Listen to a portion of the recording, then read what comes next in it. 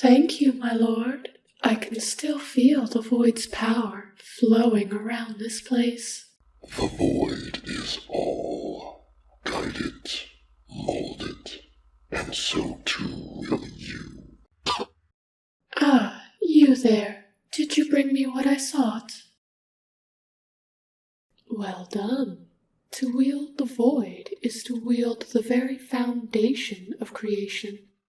When mastered, I could shape any world, create any object, mold any will. The power of a god. Alas, the whole of that power eludes me, for now. Fortunately, until my divinity becomes absolute, I have you minions to retrieve that which I require. Ah, that one again. Their progress through these trials has been fairly satisfactory so far. No stomach to ache, no muscles to tire, no mouth to complain. I had my doubts about using this creature, but it has been a worthy test subject thus far. Although, do try to stay focused. Still, some of the abilities it displays seem oddly familiar. Could it be it is also wielding the void somehow? The mind and its shell are built upon the foundation of void. To exist, to think, to act, is to wield void in a small way. Eyes. Up here. Though, if this creature is somehow wielding the void, perhaps I can increase the complexity of these trials for them. Might I borrow a touch more of your power, my lord? Guide this power as you see fit. I shall feed on its ebb and flow. Understood, Lord Konos.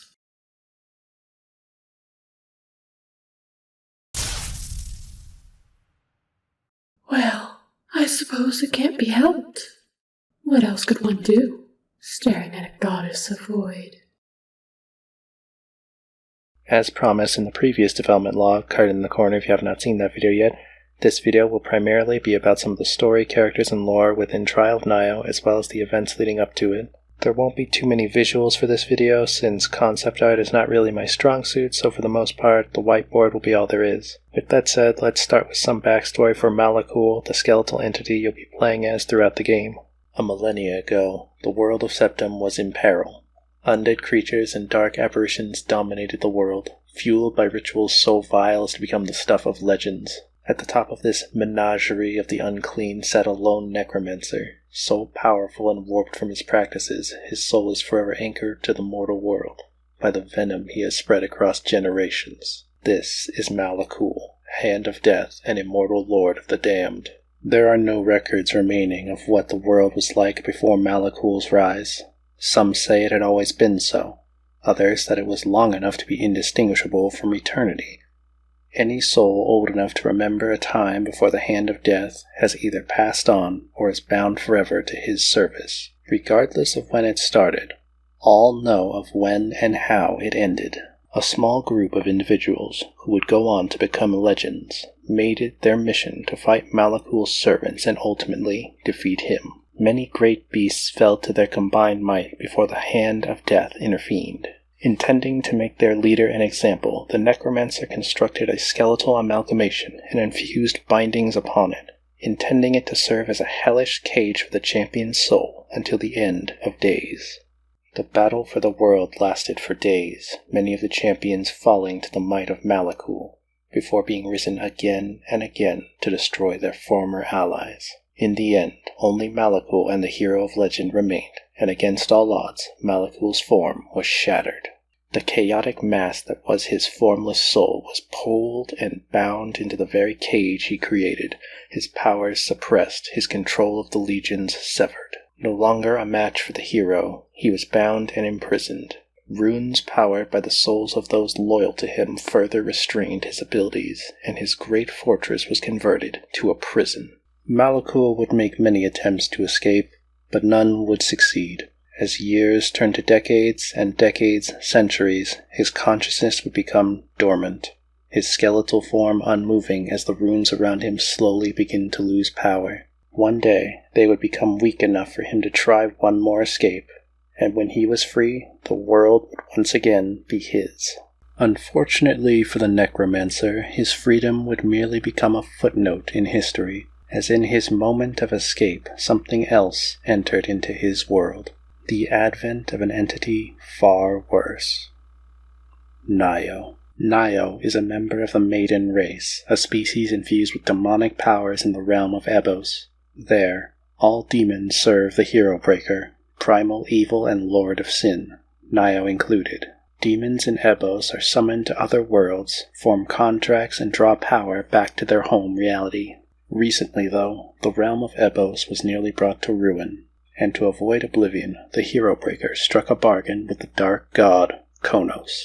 In exchange for saving Ebos, the realm of demons would forever belong to the dark god, and the Hero Breaker would become a harbinger of void, a finite vessel to house a portion of the dark god's unlimited power, and to grant this being of absolute infinity a finite perspective. With the demon's lord now under the command of Konos, other demons begin delving into wielding the void as well, becoming neophytes to this previously taboo power. But very few had the ability to wield it without destroying themselves. While all of Ebos now worshipped the dark god, only a select few would actually dare try to wield the same power.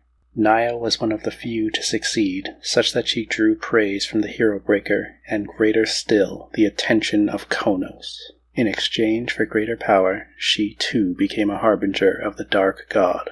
A single of the dark god's endless eyes fused into her flesh, granting her unrivaled and unlimited power. To the other demons, she is indistinguishable from a god.